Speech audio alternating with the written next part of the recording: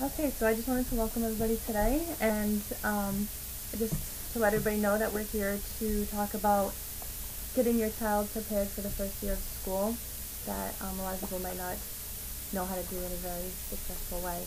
Having a child entering school for the first time may be exciting, but along with this excitement also comes a whole world of new emotions and behaviors and can get very overwhelming for you and the child.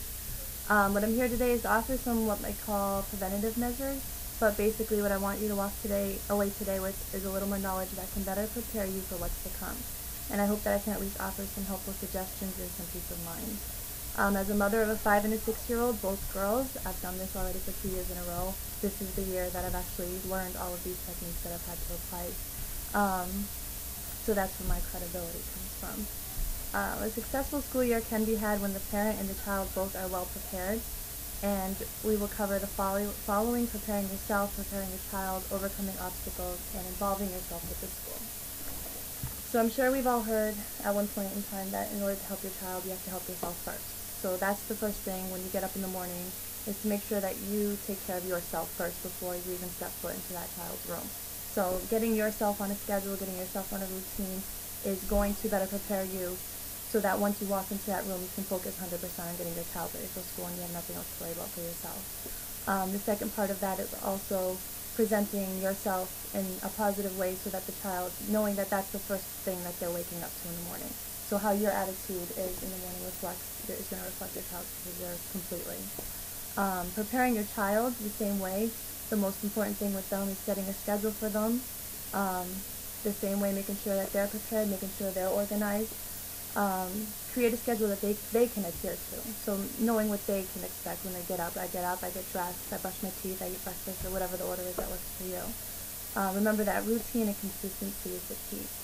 This book right here that I've read is called Redirecting Children's Behavior, and it's by Catherine Cavals, and it's not just simply about getting your child ready in the morning for school, but it covers basically all the foundations that start with routine, consistency, structure, and all of those things. So that's like the most important thing, is making sure that every day they know what to expect.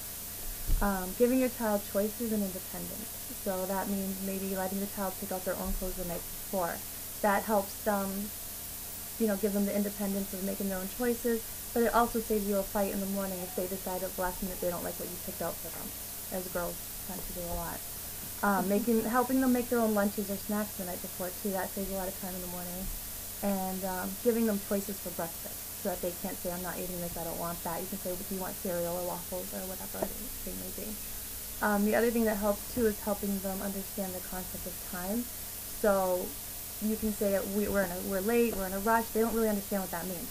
So whether they can have like a stand timer, say this is how long it takes for you to brush your teeth, this is how long it's going to take you to get dressed, or an egg timer, this is how long you have to finish eating, or whatever the situation may be.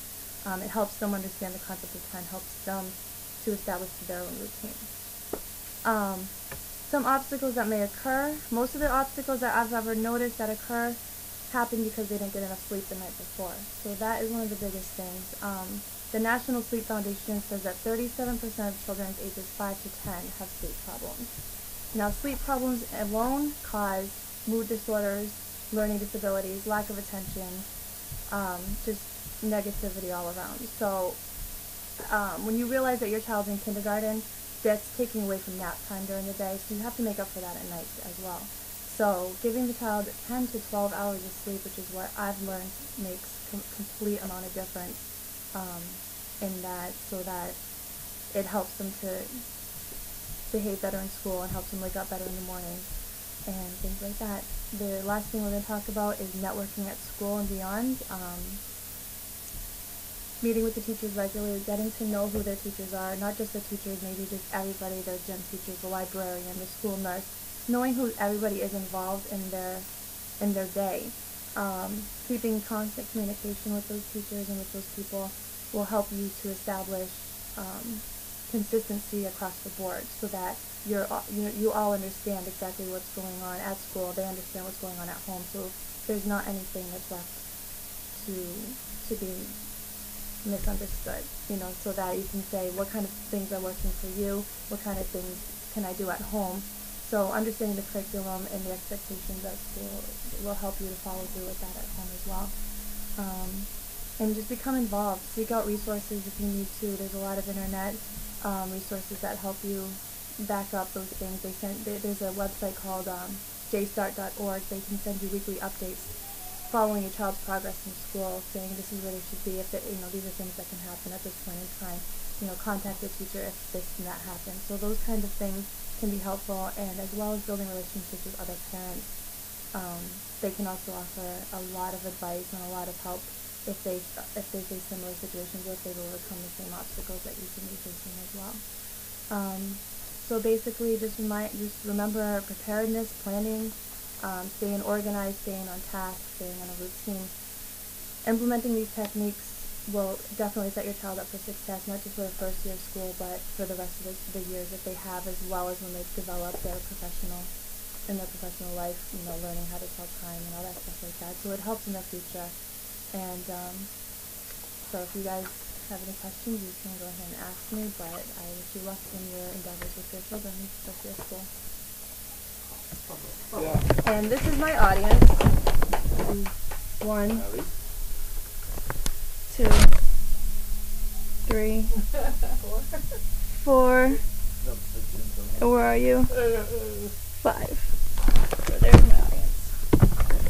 That was very good. Very good.